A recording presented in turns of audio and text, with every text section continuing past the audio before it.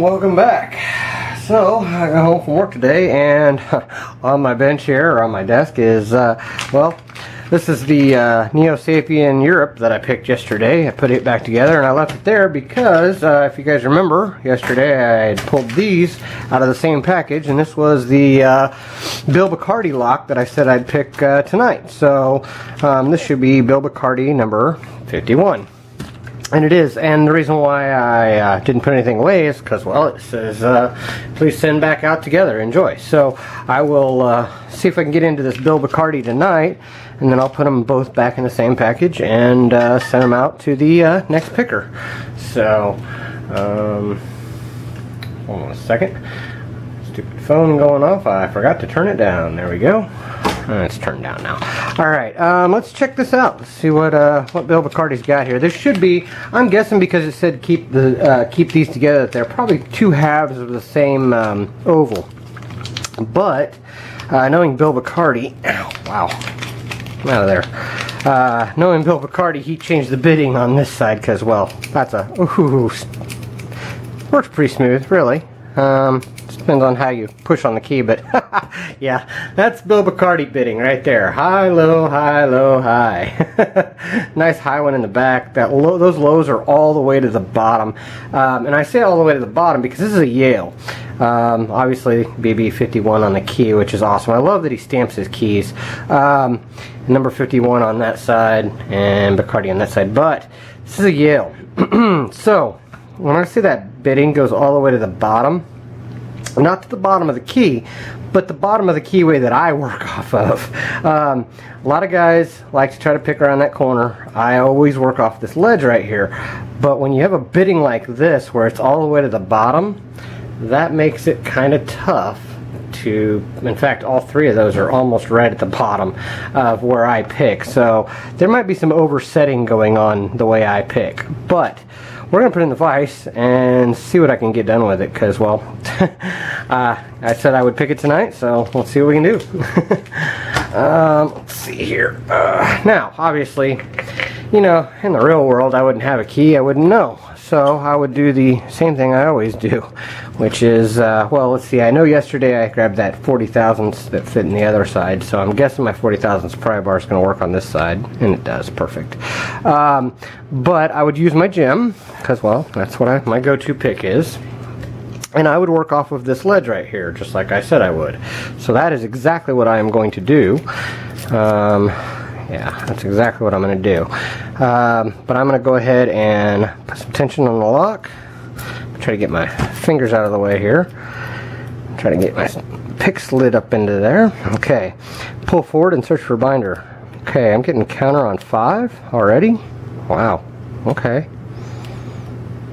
I think. Okay, that's done. Okay, I'm getting counter on 3 now.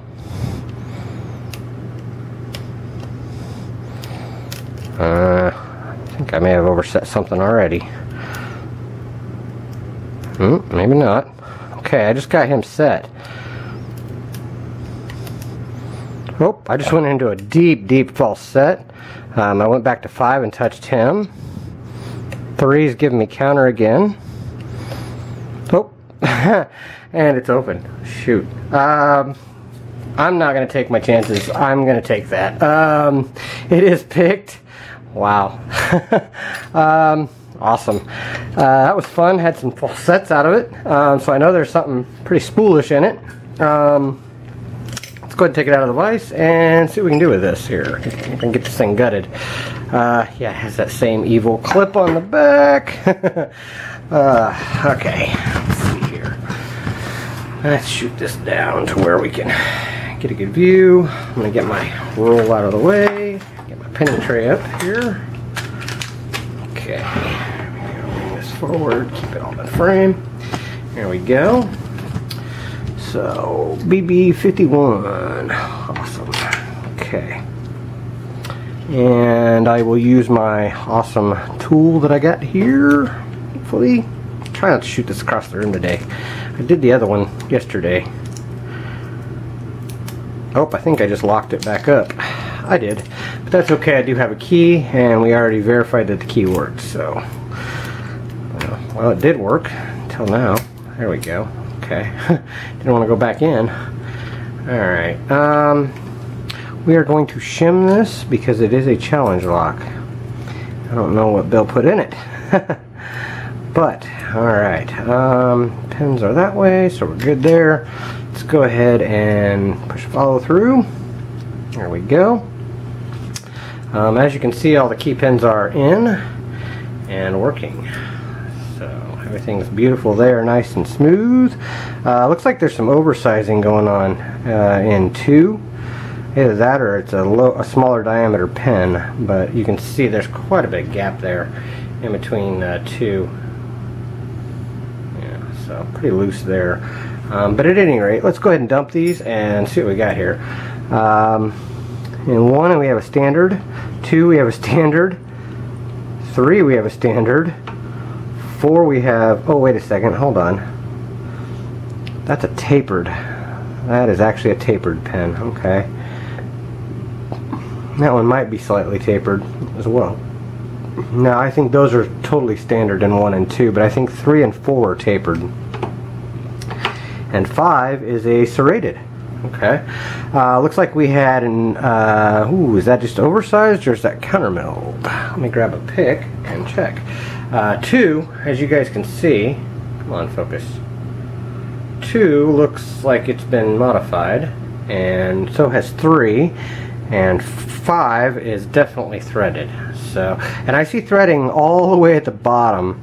Looks like maybe there's some threading all the way at the bottom of 2, but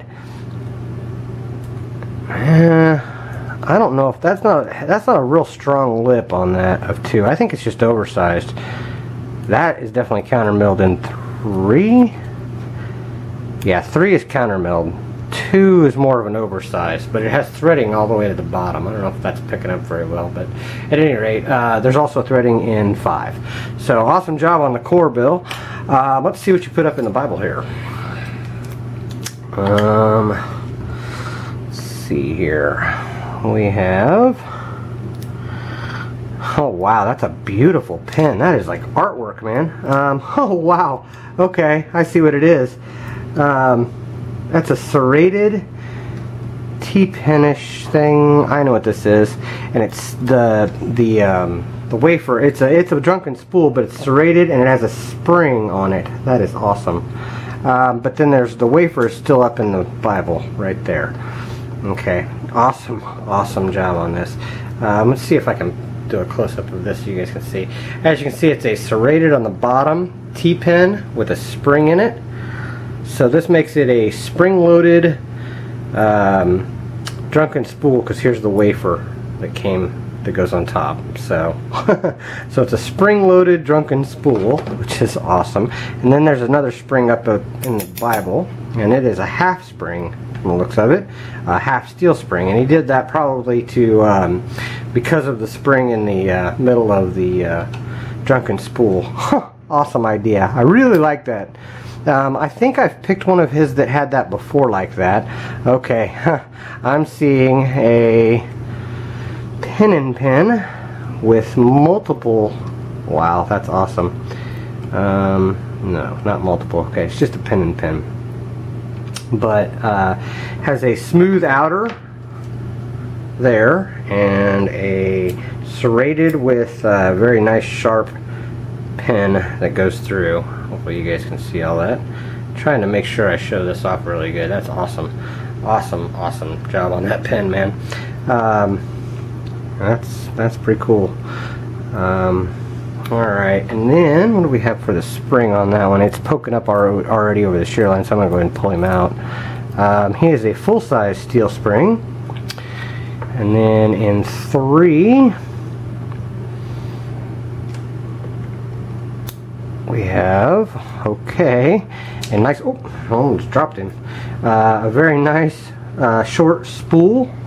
Kind of a short fat spool, but he's got a real deep spool in there. That's awesome.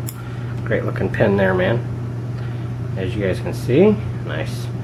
Has a nice sharp edge on it. So really good looking spool.